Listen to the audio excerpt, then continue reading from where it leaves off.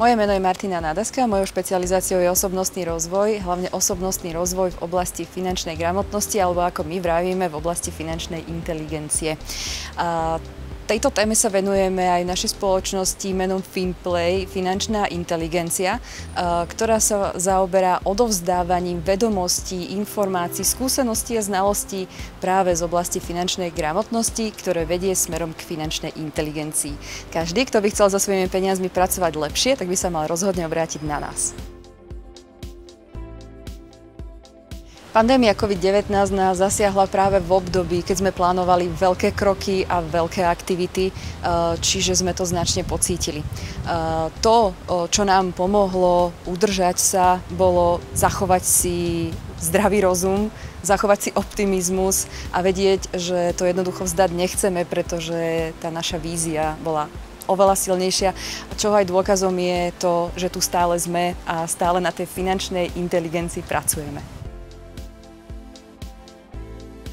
Toto náročné obdobie sa nám podarilo zvládnuť práve vďaka technológiám, ktoré si ceníme do dnešného dňa, a tým pádom sa nám otvorili aj obrovské možnosti fungovania nielen na osobných stretnutiach a osobných workshopoch a vzdelávaniach, ale aj práve pracovať v online priestore, čo nás približuje aj mnohým ľuďom, ktorí by možno práve nikdy nemali tú príležitosť nás prísť navštíviť, absolvovať takýto workshop, alebo my by sme možno, že nikdy nemali práve ten nápad prísť za nimi.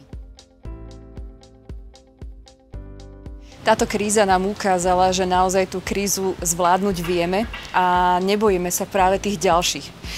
Čo by nám však skutočne pomohlo, je dostupnejšie materiály, vzdelávania, ľudia, ktorí možno, že už práve prešli inými krízami, väčšími krízami, menšími krízami a majú už naozaj túto skúsenosť, vedia sa s ňou podeliť a je miesto, kde môžeme aj informácie čerpať.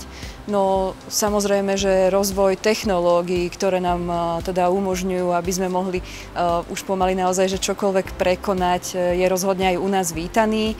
A to, čo sa určite osvedčilo, je fungovať prostredníctvom istej komunity, ktorá je tou podpornou komunitou.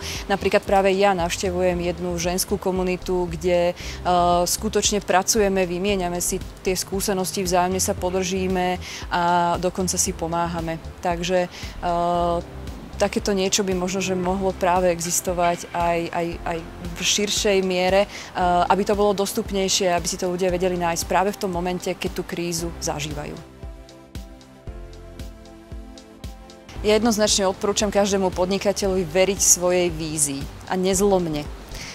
Pretože ak je to tak jednoducho chcete tie problémy riešiť, chcete hľadať možnosti, chcete hľadať príležitosti a tá cesta sa naozaj ukáže.